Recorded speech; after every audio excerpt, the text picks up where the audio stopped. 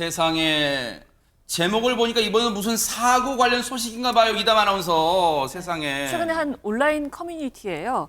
경북 문경에서 등교 중이던 초등학생 딸이 아찔한 사고를 당했다라는 글이 아이고. 올라왔습니다. 아이의 부모는 뺑소니 사고라고 주장을 하고 있는데요. 네. 당시 CCTV 영상도 직접 부모가 공개를 한 겁니다. 어허. 이 영상을 보고는 경악해서 온몸이 부들부들 떨릴 정도였다고 하는데요. 어떤 상황이었는지 영상 함께 보시겠습니다. 네네. 골목길로 접어든 검은 승용차 한 대가 보입니다. 네. 그런데 그때 오른편 언덕에서 한 아이가 뛰어오죠. 결국 자동차와 아이는 아이고. 그대로 충돌하고 말았습니다. 세상에. 사고 충격으로 아이는 길 위에 쓰러졌는데요. 어머나. 이 차량은 오히려 더 속도를 내더니 화면에서 사라져 버렸습니다. 이 차량은요, 그 이후 수십 미터를 더 간 뒤에야 멈춰 섰다고 합니다. 아니, 저 때가 무슨 어두운 밤도, 칠흑같이 어두운 밤도 아니었어요. 사고를 냈으면 바로 멈춰야 되는 거 아니었어요. 수십 미터를 갔대요, 김묘성 기자님. 그러니까요. 부모가 자식이 고통당하는 모습을 직접 CCTV를 공개하기까지 얼마나 많은 마음이 들었을까 좀 세상에. 가늠하기도 어렵습니다. 네네. 보니까요. 사고는 지난달 17일 오전에 벌어진 일입니다. 등굣길 학교 아이고. 근처에서 벌어진 아이고, 일인데 세상에. 참 이상한 점은 충돌 후에 바로 멈추지 않고 오히려 엑셀을 밟고 가속해서 아이를 역과한 것으로 보인다라고 보고 있습니다. 그리고 원본 영상을 보면요. 차량이 사고 직후에 오히려 속도를 높여서 붕 하고 지나가는 소리가 다 들어있고 아이의 비명소리까지 생생하게 담겨 있다고 합니다. 세상에. 아이의 부모에 따르면요. 그 치고 난 다음에 차량을 70m 이상을 더 가서 어머나. 정차한 다음에 차량을 앞뒤로 왔다 갔다 하면서 머뭇거리다가 차에서 내리는데 무려 41초나 걸렸다라고 파악을 하고 있습니다. 아니, 박성배 변호사님 추정이에요. 추정이에요. 저 사고를 내고도 다른 쪽의 영상을 보면 41초 앞뒤로 왔다 갔다 차를 앞뒤로 갔다 하다가 머뭇거리면 41초 만에 내렸다. 그때 운전자는 무슨 생각을 하고 했을까라고 우리가 추정해 볼 수 있을까요? 제가 여러 가지 사건을 담당하면서 운전자들이 큰 사고를 일으켰을 때 언뜻 드는 생각은 현실이 아닌 것 같다는 느낌이 든다고 합니다. 즉 아이와 충돌했고 아이가 갑자기 튀어나온 상황에서 본인의 과실도 일부 있겠습니다만 충돌한 직후에 이를 어찌할 바를 모르고 왔다 갔다 하는 상황이지 않았을까. 더 나아가서 나쁜 마음을 먹었다면 이 현장에서 도주를 해야 하나 그대로 머물러야 하나 갈등하는 순간도 있었을 수 있습니다. 온갖 생각과 심상이 떠오르는 상황에서 어찌할 바를 모르고 잠시 정지해 있는 시간을 가졌던 것 같습니다. 아하.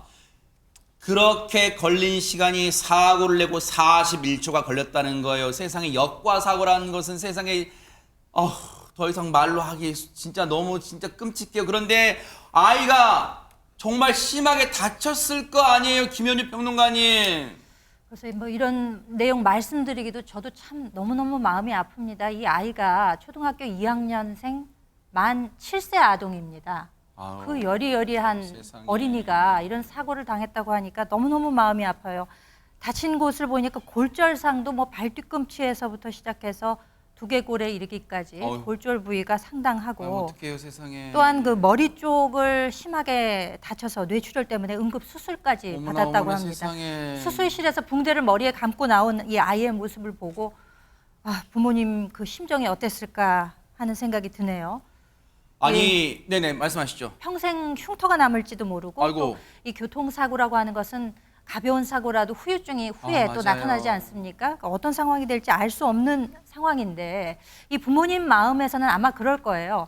충격한 상황에서 그때 바로 그 자리에서 멈추기만 했었어도 이와 같은 중상해로 이어졌을까 하는 생각을 왜 안 하겠습니까? 그러니까요. 더군다나 멈추지 않고 화면에서 차량이 사라졌잖아요. 네. 아이는 거기 이렇게 쓰러져 있고 아유, 세상에. 이런 상황에서 41초라는 긴 시간이 흘렀는데 경찰에서는 이것을 뺑소니로 인정하지 않고 있다는 점에서 더 분노하고 있는 것 같습니다. 아니, 어처구니가 없네. 일단 이 내용 잠시 짚어보고 일단은 저 당시에 운전했던 사람은 누구예요? 허준 변호사님 세상에. 네, 운전자 70대 남성인데요. 경찰 관계자 얘기에 따르면 사고 당시에 당황해서 브레이크 대신에 가속 페달을 밟은 것으로 보인다라는 설명이 있었습니다. 그리고 이후에 운전자가 다시 현장으로 돌아와서 119에 신고를 하게 됐다라고 하는데요. 왜 뺑소니가 아닌가 이 부분에 대해서 아이 부모 입장에서는 굉장히 화가 나고 분한 일일 수 있겠지만 우리 법에서 뺑소니라고 하는 것은 그러니까 운전한 사람이 누구인지를 확정하기 어렵게 만드는 행위를 얘기를 하는 거거든요. 그러니까 뭐 물리적인 이탈도 그 여러 가지 뭐 판단 요소 중에 하나가 될 수는 있겠지만 단순히 물리적으로 이탈했다라든가 직후에 바로 차에서 내리지 않았다든가 뭐 41초 동안 머뭇거렸다든가 이런 하나의 요소만 가지고 뺑소니라고 판단하기는 어려워 보이고 특히 이 사람이 착오로 페달을 잘못 밟은 것이고 뭐 당황해서 잠깐 있다가 돌아온 것이라고 하면 이 부분은 도주의 고의가 있다고 보기도 어려울 수 있습니다. 세상에. 이 사람이 119에 직접 신고를 했고 또 사고 사실도 인정했기 때문에 뭐 경찰이 대부분 판례라든가 이런 것들 종합해서 다시 한번 들여다본다고는 하지만 이 뺑소니가 인정되기는 쉽지 않아 보이는 상황이긴 합니다. 아니 그러면 뺑소니 혐의가 인정되기 어렵다면 바꿔 말하면 박성배 변호사님 이 사고가 저 운전자에게 형사처벌을 못한다는 그런 사고라는 거예요? 뭡니까 이게? 무엇보다 아이가 충분히 치료받고 온전히 회복되기를 간절히 바랍니다. 다만 안타깝게도 이 사건에서 운전자가 형사처벌될 가능성은 지극히 낮습니다. 자동차 종합보험에 가입돼 있음을 전제로 사고가 12대 중과실에는 해당하지 않는 것 같습니다. 어린이 보호구역도 아닌 것 같고 과속한 것으로도 보이지 않는데 운전자가 형사처벌되기 위해서는 뺑소니에 해당하거나 아이가 중상해를 입어야 합니다. 그런데 교통사고 처리 특례법에서 일컫는 중상해는 불구가 되거나 불치 또는 난치의 질병에 이른 경우 실무상 인정되는 경우가 극히 드뭅니다.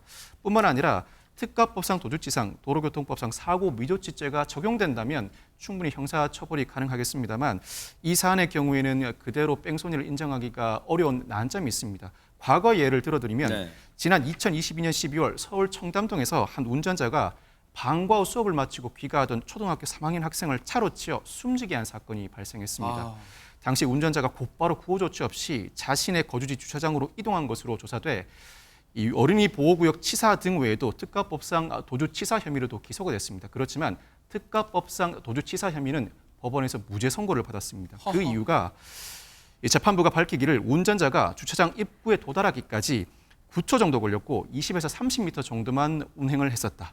48초 만에 운전자가 사고 현장으로 되돌아왔고 주차 후에는 도주를 의심할 만한 행동을 더 이상 하지 않았다. 그 외에도 스스로를 가해자라 밝힌 점 등을 미뤄보면 도주 의사를 확정적으로 인정하기 어렵다는 취지였습니다. 이 사건의 경우에도 도주 행동 내지는 도주 의사를 인정하기는 상당히 어려워 보이는 게 사실입니다. 너무나 기가 막힌 세상에 살고 있는 거 아니에요? 세상에. 이제 만 7세 초등학교 2학년인데요. 저 사고로 발 뒤꿈치, 왼쪽 눈 부분, 광대, 두개골 등 여러 곳이 골절됐고요. 머리 쪽을 심하게 다쳐서 지금 뇌출혈로 응급수술까지 받았어요. 그런 아이는 이렇게 심하게 다쳤는데 사고를 낸 운전자는 형사처벌 면할 것 같다는 거예요. 그러면 다친 사람만 억울한 거예요? 이런 해괴한 법이 어디 있습니까? 정말 억장이 무너지는, 가족 입장에서는, 부모 입장에서는 억장이 무너지는 그런 사고 아닐까 그런 생각해 봅니다.